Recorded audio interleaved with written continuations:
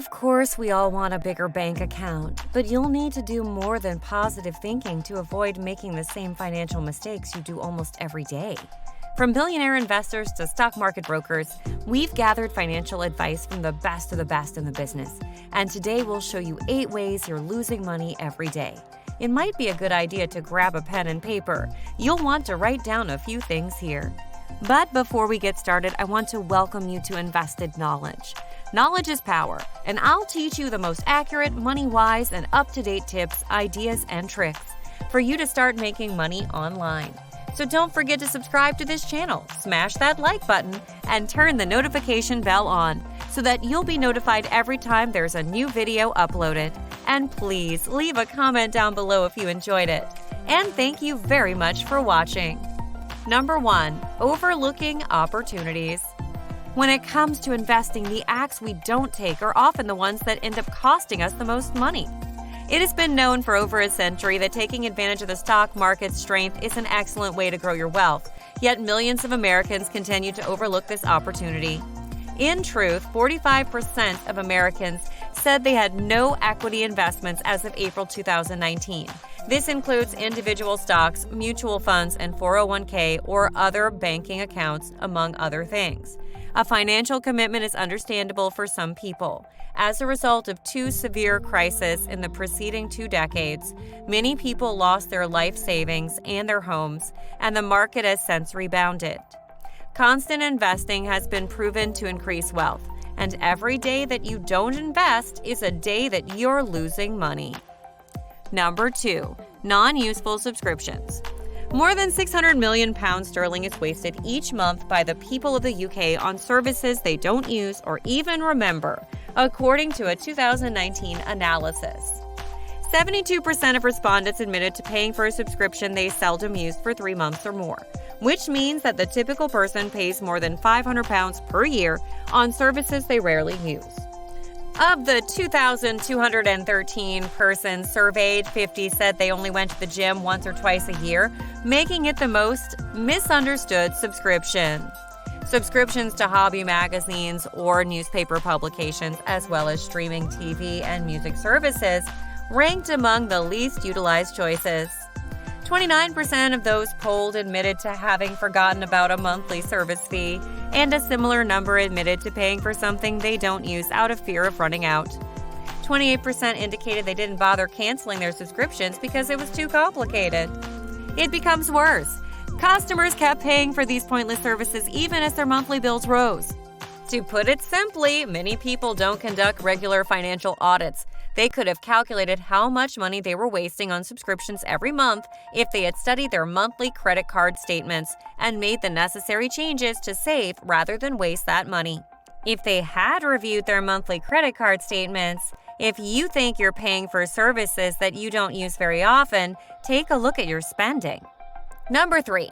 Working at a rate lower than your genuine rate. Working at a low-wage rate is another way to lose money on a regular basis.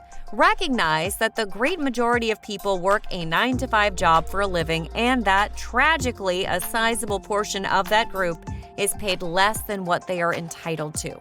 Many college graduates end up working in retail or grocery stores, for example, since the job market is either very competitive or there is little need for the skills they learned in high school.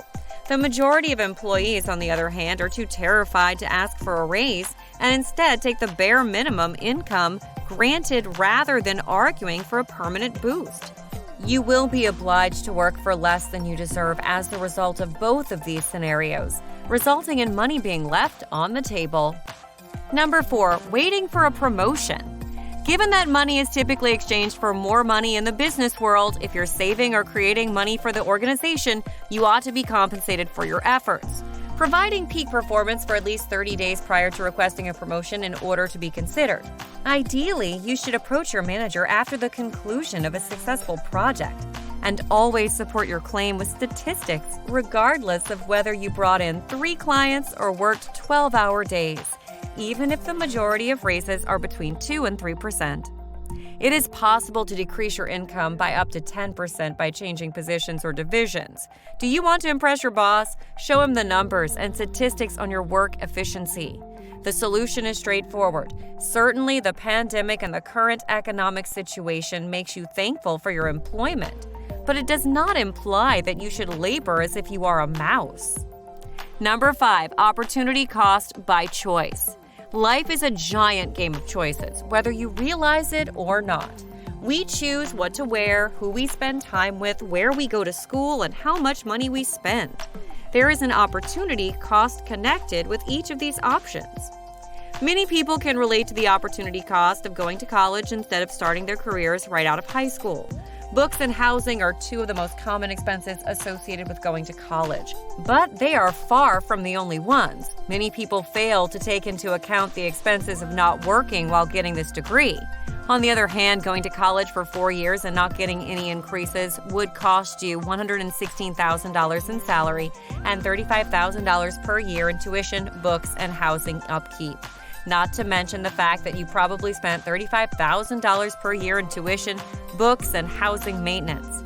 For example, how much does it cost to watch Netflix for 4 hours every night? A new source of money may require you to give up some of your television viewing, which would then increase the cost of your current income decision. I believe that everyone has the ability to learn a talent that will help them earn more money and greatly improve their financial situation, despite the fact that most people believe that their 9-to-5 job is their only source of income. Number 6, failing to pay regularly. Regardless of the fact that money is spent, some people make situations worse by incorrectly paying for their purchases. As you may be aware, there are several ways to pay for things you want to buy. A credit card or debit card, which has become increasingly common in recent years, may be used instead of cash. 2 of these 3 payment options will result in you losing money every day, but the third technique, which also offers a number of additional advantages, is the best option. Paying using credit is the only way to avoid the anxiety that comes along with making purchases, even if cash and debit cards have their benefits as well. As a result, credit card reward programs may be able to help in this situation. Like everything else in life, credit cards have their downsides. If you're not careful, they may quickly add up. Prior to signing up for a premium credit card with an annual fee, double-check to see whether you're getting the most bang for your buck. As a result, your credit card will go from being a money-making tool to a money-sucking one if you fail to make your payments and are charged interest. Number 7, contemplating instead of budgeting. Budgets are awful. The vast majority of us regard them to be a source of restriction. We can't say we blame you. They're not exactly enjoyable. However, you'll feel bettered and be more focused on your goals after making one. Putting money down for the long term might be tough if you aren't aware of how much money you spend each month. Take careful note of everything for 3 months, from parking meters to rental fees and everything in between. Only after 90 days can spending patterns be identified. It serves as a litmus test for determining if someone has good or harmful financial habits. Just before we get to the last of the 8 ways you're losing money without realizing it, please remember to hit that like button if you enjoyed this video, and make sure you subscribe to the channel. Number 8, unwillingness to negotiate. Negotiation is a money-sucking issue that may not have been on your priority list in this region of the world. In certain markets, you're expected to bargain and drop the cost even further before you can buy anything. In the business world, this negotiating rule remains true as well. It's better to anticipate to haggle over salary while looking for a job than to take the first offer you get. We haven't had a paradigm shift in a long time. If you want to save money on a purchase, it's a good idea to look at alternative options and see what other merchants are offering. Before starting a new job, it's important to know how much other people make. Similar caution should be used when purchasing a new phone from an internet retailer. To ensure that you don't get ripped off, compare prices at a few different online and physical stores. Make sure to take in mind the expense of not bartering when you're shopping. That's it for 8 ways you're losing money without realizing it. If you love similar content, please take a look at my other videos and stay tuned for future videos.